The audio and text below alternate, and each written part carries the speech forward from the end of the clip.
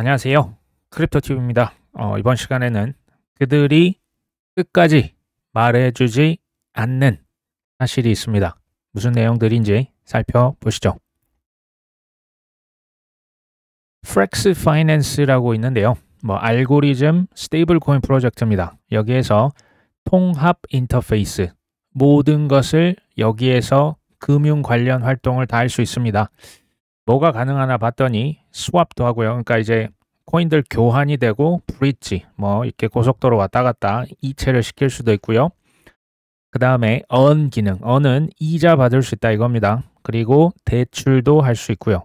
이 모든 것들을 단 몇 번의 클릭으로 왔다리 갔다리 한답니다.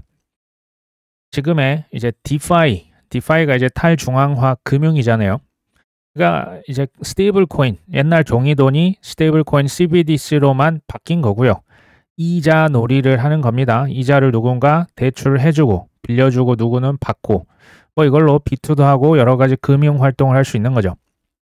전통 금융, 이런 종이돈으로 했던 거 똑같이 이제 디지털 버전으로만 바꿔놓은 거다. 이자 옛날에 했잖아요. 담보대출도 하고 은행 맡겨놓으면 이자 주죠. 채권도 이자 주고 주식도 배당주라는 게 있었습니다. 똑같은 버전이에요. 그냥 디지털 버전, 블록체인이라고 하는 고속도로를 사용할 뿐이다. 앞으로요. 이미 스테이블 코인 인프라 자체를 전통 금융에서 사실 많이 가져갔습니다. 돈만 바뀌었다 말씀드렸죠. 이 디지털 머니 크게 세 가지죠. 코인, 스테이블 코인, CBDC. CBDC는 아직 본격적으로 발매가 되진 않았지만 뒷단에서 BIS가 압력을 엄청나게 넣고 있습니다. 우리나라 포함이죠. 이자하고 대출하고 빚권하는 사회로 가는 거죠. 그렇게 가고 있는 겁니다. 근데요, 이 월스트리트라고 하는 금융 엘리트, 이 친구들은 본인들의 이익, 본인들의 수익을요, 운에 맡겨놓지 않습니다. 우리는 사실 운이 어느 정도 필요하거든요. 아무리 실력이 있어도 예상치 못했던 거 손가락 한번 잘못 놀리면 망할 수 있는 게 우리 일반 투자자입니다. 월가는요, 본인들이 설계를 합니다. 어떻게 설계를 할까요? 올라도 돈을 벌고 떨어져도 돈을 법니다. 항상 플러스로 설계가 되죠. 그러니까 시세 차익이 아니라 수수료로 돈을 벌 수 있게끔 해놓는, 당구장을 치는 도박 당구를 하는 사람들이 아니라 당구장의 주인이라고 계속 말씀을 드렸습니다. 우리가 쉽게 생각할 수 있는 복리의 마법이다. 꾸준히 버티면 어마어마한 수익률이 온다. 주식 경력 75년이 넘은 90세가 넘은 버핏이 경기 침체를 14번 겪고도 지금 엄청난 부자가 됐다. 많이 들어보셨죠? 아인슈타인도 인정했다. 투자 수익률 1300%, 복리의 마법이다. 주식의 배당 수익률이 낮다고 실망하지 말라. 누가 얘기했습니까? 투자 전문 매체입니다. 항상 어떤 의견을 얘기할 때 누가 말하지? 이해 관계자가 말하는 건 아닐까? 항상 지켜보실 필요가 있습니다. 어쨌든 투자 전문 언론사입니다. 지금 배당 수익률 낮다고 실망하지 말고 좀 장기적으로 보세요. 그러면 배당금 이자가 이자를 붓고 해서 복리화되면 수익률이 엄청나다. 복리 효과는 여기서 끝이 아니죠. 이제 그 시세 차익 플러스 이자가 이자를 불러서 엄청난, 해가 갈수록 눈덩이처럼 쌓일 것입니다. 우리가 많이 들어서 알고 있습니다. 이거 제가 말씀을 드렸죠. 복리에 대해서요. 항상 얘기하는 주로 화자가 누구냐? JP 모건, 뱅가드, 우리나라로 치면 신한은행, 우리은행, 하나금융지주, 증권사나 은행 관계자들이 이 얘기를 항상 합니다. 예를 들면 이런 거예요. 한 80년 전에 땡땡 주식에 100달러를 투자했더라면 지금 이것은 눈덩이처럼 불어서 80억이 되었을 겁니다. 100억이 될 겁니다. 이런 얘기입니다. 근데 혹시요, 이거 얘기할 때 인플레이션이라고 하는 것을 얘기해주는 양심업자를 보신 적 있으실까요? 저는 거의 보지 못했습니다. 이제 보험업자도 실은 마찬가지예요. 그 시간의 흐름, 그러니까 연 수익률이 7%라고 가정하면, 이런 거 이제 가정하면서 미래 기대 수익률 얘기하는데, 인플레이션이 연 8%라고 치면요, 실은 실질 수익률은 마이너스 1%입니다. 이거는 얘기를 잘 안 합니다. 전 세계 은행, 증권사, 복리 마법, 또 장기 투자 이런 것들 항상 얘기를 하거든요. 워렌 버핏의 성공 사례는 우리가 좋은데요. 한번 질문 한번 해보십시오. 우리가 94세까지 산다는 보장이 있습니까? 그리고 뭐 설사 산다고 쳐도 그때 우리가 돈이 있으면 뭐 90세가 아니라 80세 넘으면 사실 돈이 별 의미가 없다. 이런 얘기 어르신들께서 하시는 걸 제가 들었거든요. 한번 생각해 볼 필요가 있는 거예요. 혹시 월가 전통금융에서는 평생 우리 고객으로 남아주세요. 항상 뭔가를 사면 실은 수수료가 그때그때 계속 나가잖아요. 과거에는 주식이었고 채권이었고 부동산이었고 이름도 모르는 뭐 CDS다 뭐다 해서 파생상품이 있었죠. 여기에 지금 자산이 뭐가 추가됐습니까? 코인이 추가됐네요. 자, 복리의 마법, 장기 투자는 그럼 다 쓸모없다는 말이냐? 천만의 말씀입니다. 마법이 맞습니다. 장기 투자 엄청나게 우리가 장기적으로 지향해야 하는 방향이 맞습니다. 근데 제가요 조금 구체적으로 말씀드려보려고 하는 거예요. 이게 지금 우리 입장, 그러니까 아직 나는 뭐 지금 수백억 아니면 수십억 부자가 난 아니다. 이런 분들에게 복리는 다소 거리가 있다는 것을 얘기를 드리는 거예요. 이건요, 사실 복리의 마법, 뭐 월가의 그런 어떤 금융시장, 자산시장은요, 큰 자산이 이미 있는 사람들, 부자들이 지키는데 매우 유리합니다. 매우 유리합니다. 이자가 이자를 붙는다면서요. 자, 부의 추월차선 제가 책을 말씀을 드렸죠. 거기 저자는 실제로 뭐 여러 가지 투자처 중에 하나가 지방채라고 합니다. 지방의 국채를 사는데요. 수익이 비과세가 돼서 연 7%를 갖다 준답니다. 근데 이거 한번 계산해 보면요. 1억이라고 하는 뭐 큰 돈입니다. 이것을 7% 이자를 내가 해서 뭐 비과세라고 하니까 세금이 없다고 가정을 하면 그러니까 연 700만 원이죠. 이걸 월로 환산하면 월 58만 원입니다. 큰 돈이죠. 실은 관리비랑 뭐 자동차 기름값 정도 낼 수 있습니다. 한 10배로 늘려볼까요? 한 10억을 투자를 하는데 7% 이자를 받는다? 가만히 있어도 연 7천만 원입니다.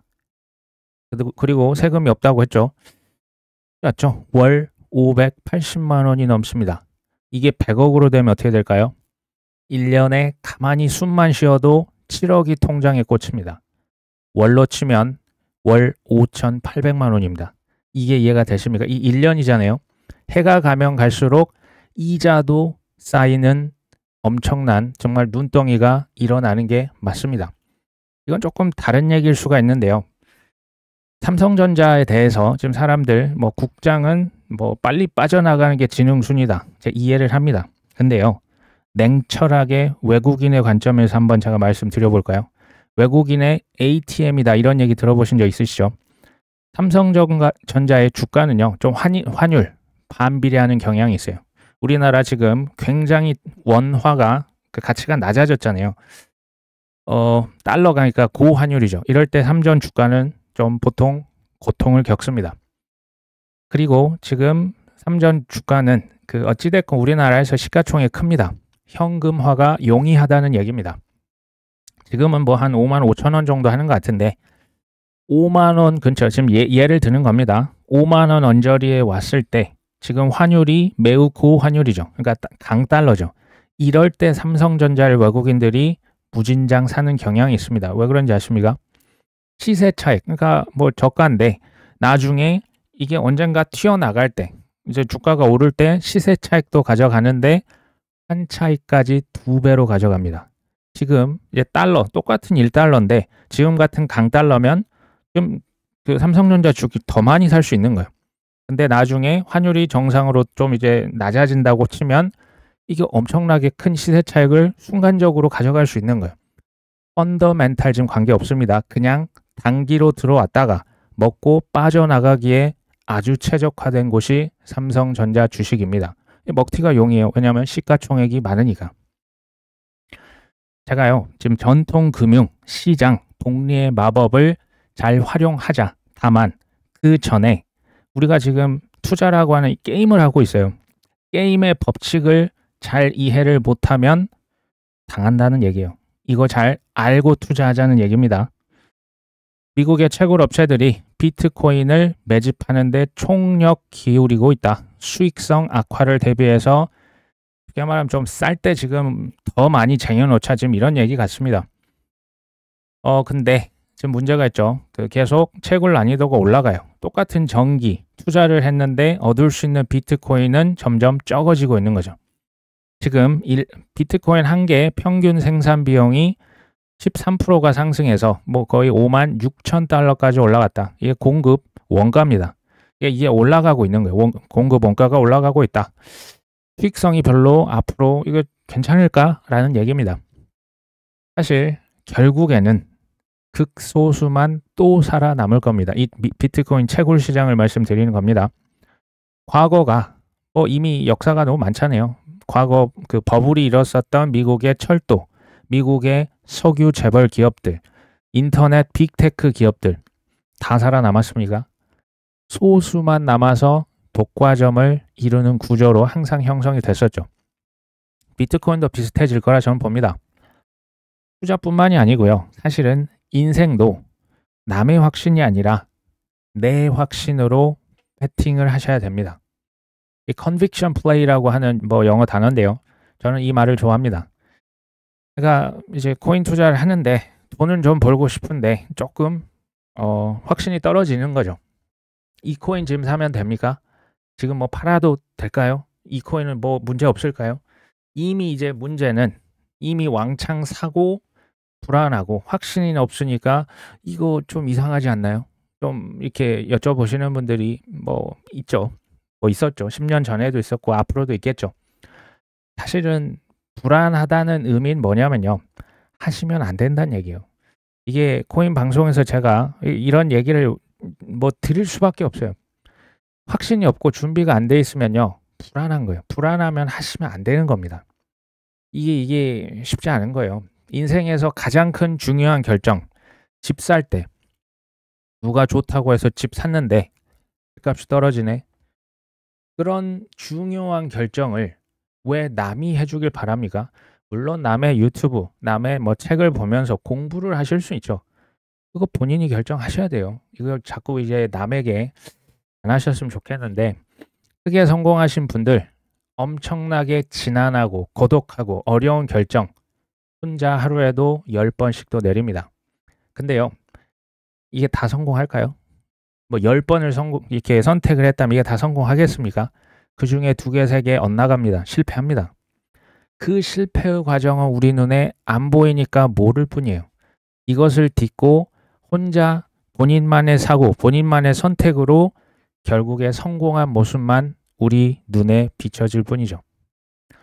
아더 헤이즈가 최근에 또 1분기죠. 올해 1분기에 코인이 많이 오를 것이다.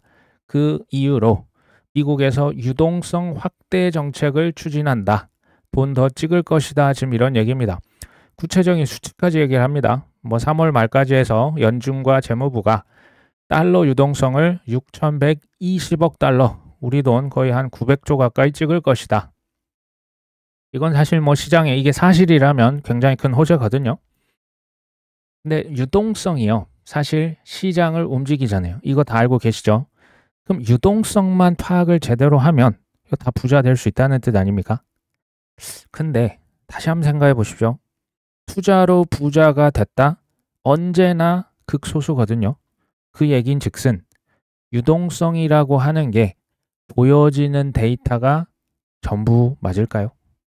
저는 속임수가 있는 건 아닐까요? 라고 하는 의혹을 또 제기합니다.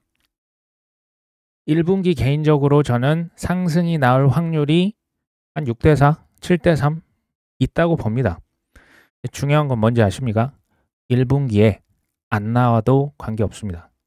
B2를 했다, 영끌을 했다, 단타 트레이딩, 레버리지, 선물 옵션 하신다. 이 방송은 우리 그런 분들을 위한 방송이 아닙니다. 제가 그쪽 과가 아닙니다. B2 영끌, 시간, 데드라인, 시한폭탄 있으면 이거 어떻게 버팁니까?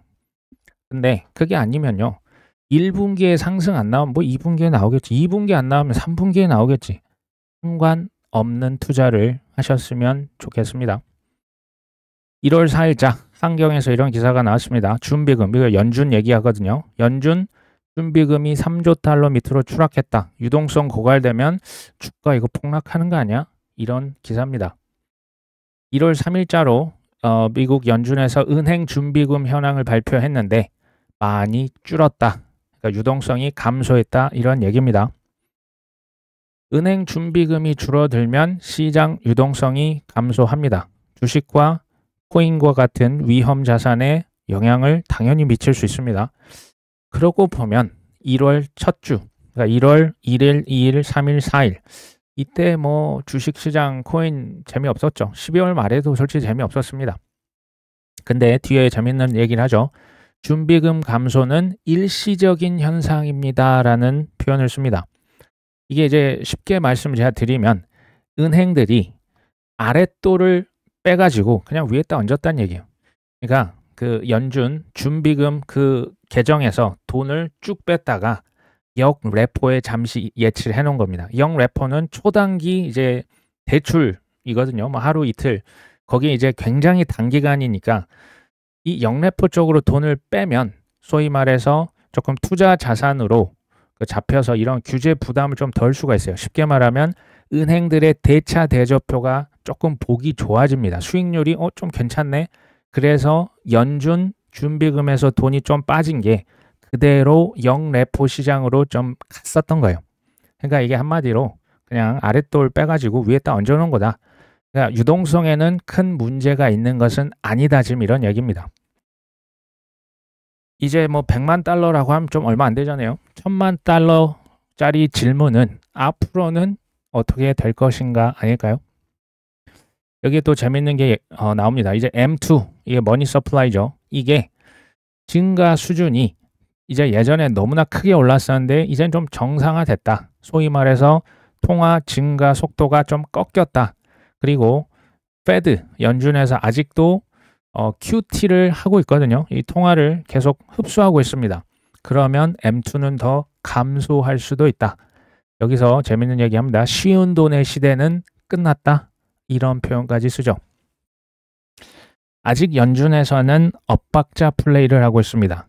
QE, 그러니까 돈을 지금 찍어내는 게 아니고 아직도 QT하고 있어요.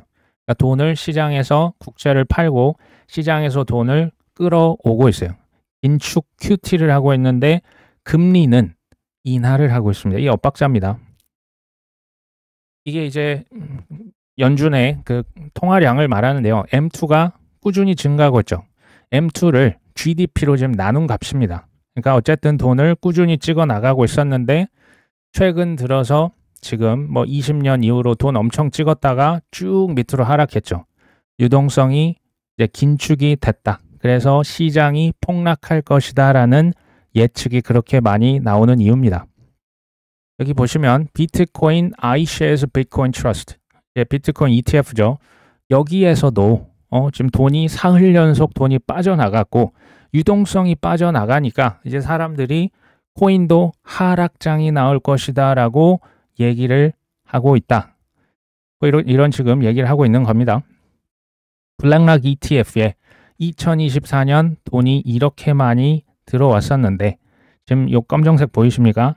이 줄이 하나가 마이너스로 갔죠. 빠져나갔다는 거예요. 제가 볼 때는 뭐 그렇게 큰 양이 아닌 것 같은데 설레발을 치는 건 아닌가. 근데 지금 들어보면 맥락이 맞습니다. 왜요? 실제 유동성 감소했잖아요. 비트코인 현물 ETF 블랙락에서 지금 빠져나갔잖아요.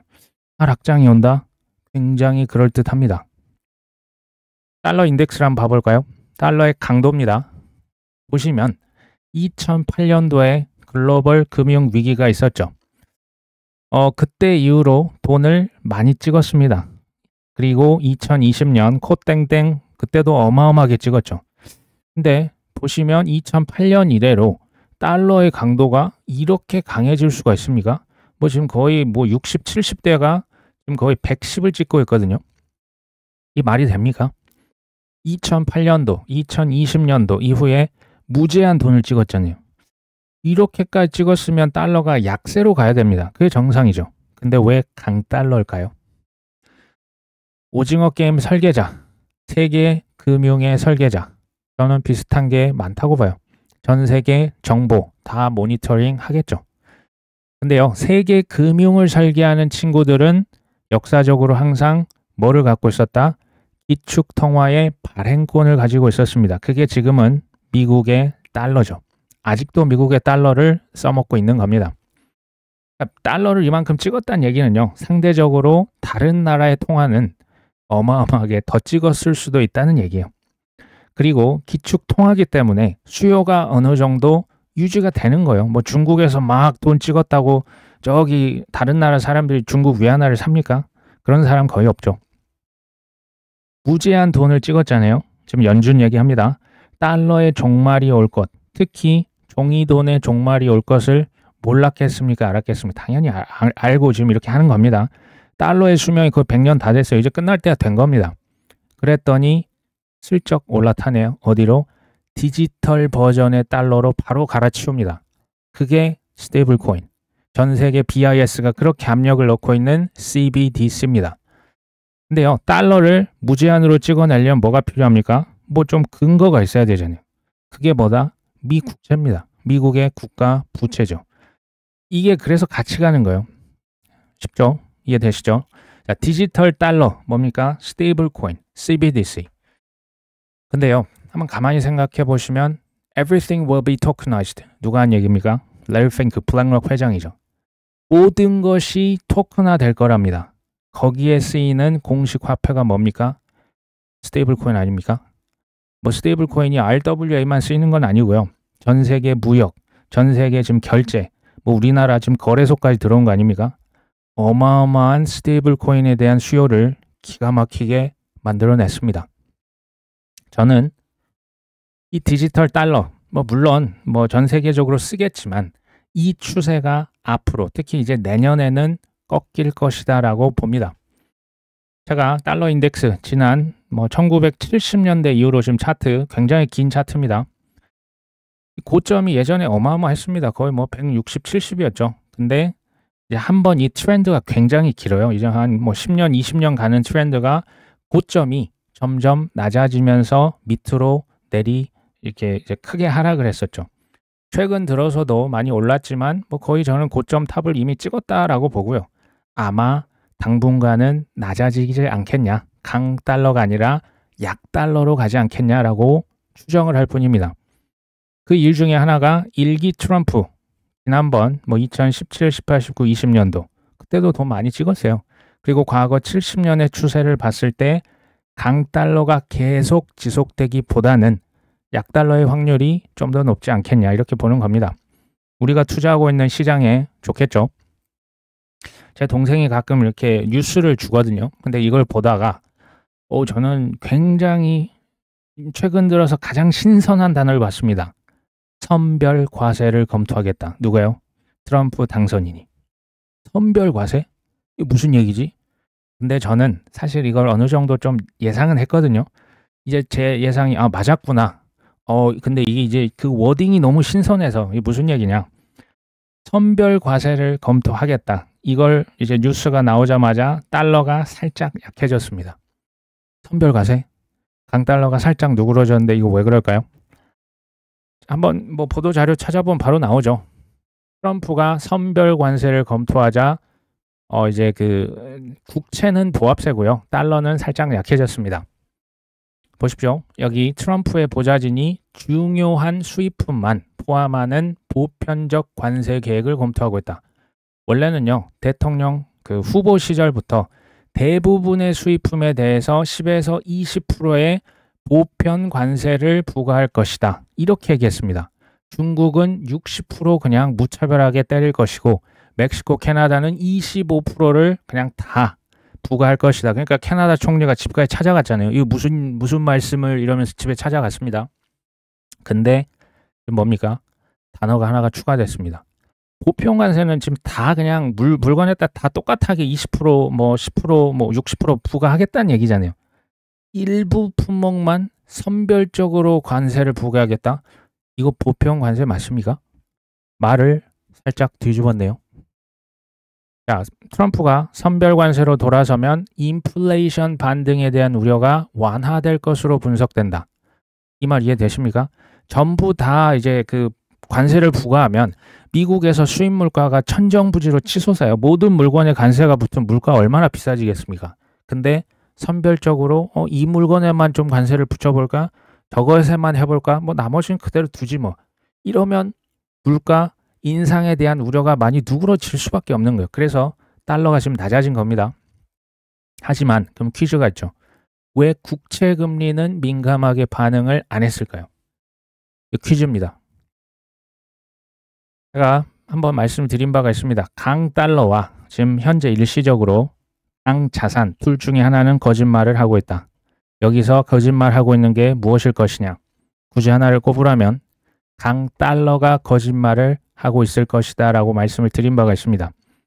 선별 관세가 뭐냐면요. 이렇게 되면 물가가 그렇게까지 높지 않아지면 금리 인하를 할 수가 있는 거예요. 금리 인하. 그 돈을 더 찍어낼 수도 있는 겁니다. 달러가 좀 더 약해질 가능성이 높은 거예요. 근데 왜 국채는 무반응이다? 미 연준에서는 놀랍게도 아직도 QT를 하고 있어요. QT는 통화를 계속 시장에서 흡수하고 있는 겁니다. 이건 강달러를 돕는 거잖아요. 그러니까 약달러로 가려면 일단 QT부터 멈춰야 돼요. 이거 이제 한 달 반, 두 달 정도 남았거든요. QT는 일단 멈추고 나서 지켜보자. 이거 너무 앞서갈 수 있으니까 좀 더 기다려보자. 기다리고 있는 겁니다. 자, 예측은요. 저의 예측이죠. 올해 결국에는 트럼프 당선인 이 행정부에서는 돈을 찍어낼 것이고 금리를 인하하면서 시장을 상승시킬 것이다 라고 예측을 여러 번 했습니다. 근데요. 그간 했던 말 폭탄 관세를 부과할 것이다. 특히 중국. 이렇게 되면 미국 내 수입 물가 비싸지죠. 인플레이션이 치솟는데 금리 인하할 수 있습니까? 돈 찍을 수 있습니까? 이거 안 돼요. 그럼 지금 제가 한 예측과 이게 반대되는 겁니다. 둘 중에 하나는 지금 말을 바꾼 거예요. 이상한 말을 하고 있는 겁니다. 진실을 얘기하지 않는 거예요. 잘 보십시오. 강달러가 일시적으로는 될 수 있죠. 근데 지속될 것이다. 트럼프 2기 행정부 내내 지속이 된다는 얘기는 한번 가만히 생각해 보시면 강달러가 되면 미국의 제조업 수출 기업들은요. 이거 안 좋아요. 물건값이 엄청나게 비싸집니다. 결국에는 그렇게 이제 자국에서 회사 만들어서 제조업 살리겠다고 하는데 미국 내 기업의 경쟁력이 매우 안 좋아질 겁니다. 결국에 피해를 자국의 기업이 보게 돼요. 트럼프 당선인이 이 사실을 모르겠습니까? 당연히 알고 있죠. 알면 왜 이랬을까요? 왜 폭탄 관세한다고 그렇게 반중국 또 강달러 마가 하면서 우리나라가 최고고 왜 이런 얘기를 그렇게 강조했을까요? 대통령은 기본적으로 정치인입니다. 정치인은 한 단어로 요약되죠. 표입니다. 표를 받기 위해서 미국 내 반중국 정서가 엄청나요. 거의 한 80%가 중국이 우리나라의 일자리를 뺏었다. 여러 가지 그 피해 의식이 실제로 백인 남성 위주로 있었다고 하죠. 그것을 파고든 겁니다. 중국에 규제하겠다. 폭탄 관세를 매겨서 응징하겠다는 거예요. 그러면 그쪽의 표를 얻을 수가 있는 거죠. 코인 반대 있잖아요. 근데 갑자기 코인 대통령이라고 했던 거 기억나시죠? 표를 얻었네요. 이건 미래입니다. 미래이기 때문에 지금 가로를 쳐놓은 거예요. 저희 예측에 불과하죠. 위대한 대통령이 되고 싶어 할 것 같습니다. 저라면. 위대한 대통령이 뭐겠습니까? 경제가 성장하고 시장이 상승하고 물가가 짐바브웨 되면 되겠습니까? 아르헨티나 되면 안 되겠죠. 적정 물가를 유지해 줘야겠죠. 저라면 이렇게 할 것 같습니다. 코인으로 대통령이 됐죠. 표를 다 받았습니다. 그러니까 코인에 관련 친코인 정책을 발표하겠죠. 고관세 부과를 해서 반중국 이제 그 표를 얻어서 민심을 획득했죠. 이제 남은 건 뭐다? 이제 고관세는 조금 일단 대통령 됐으니까 상황을 봐서 선별 관세로 조금 조정을 해야죠. 왜? 너무 강달러 되면 이게 안 된다니까요. 국가적으로 이게 경쟁력을 다 깎아먹습니다. 앞으로 돈을 찍어서 위대한 대통령이 되고자 하지 않을까요? 그러니까 본인의 입맛에 맞는 친기업, 친시장 전문가, 억만장자 투자자로 지금 일론 머스크는 미국인이 아닙니다. 실은 남아공 출신인 거 아시죠? 지금 미국의 거의 대통령 그 행세를 하고 있다고 보셔도 거의 뭐 무방할 것 같은데 제가 올해 코인과 주식 시장을 매우 밝게 보는 이유입니다. 저의 예측인데요. 아직 연준은 QT를 하고 있어요. 하지만 곧 종결될 것으로 예측합니다. 하지만 이제 그 이후에 QE를 시작하겠죠. 돈 찍는다는 얘기입니다. 근데 예전처럼 뭐 대놓고 그냥 뭐 국채 사서 그 포멀한 형식으로 QE를 하지 않을 수도 있어요. 예전에 은행위기 2023년 3월에 은행위기 났을 때 뭐 BTFP인가요? 아무도 모르게 유동성을 이게 그 어떻게 보면 대중들 속이는 겁니다. 그 QE랑 거의 뭐 다를 바가 없었던 거예요. 어찌됐건 돈을 찍을 건데 그 돈은 종이돈이 아니고 앞으로는 이제 디지털 달러가 더 많아지겠죠. 디지털 달러, 스테이블 코인의 고속도로가 뭐다? 블랙락의 16차선 고속도로가 될 것이다.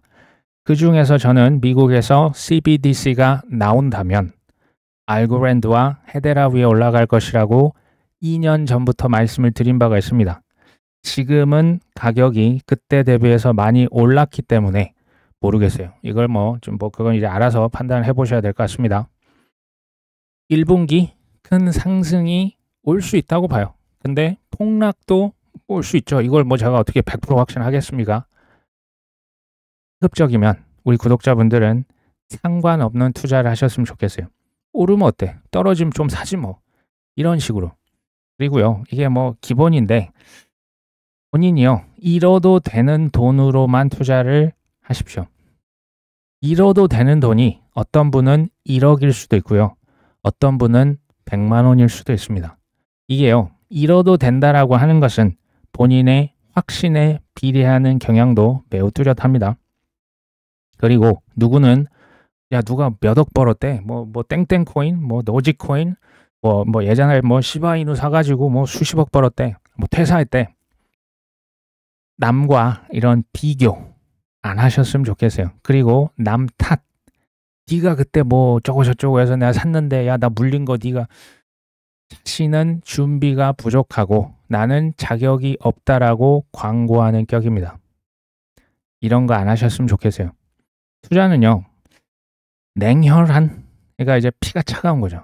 공감 능력이 오히려 부족한 사람들, 이런 사람들이, 제가 이게 옳다는 게 아니고요.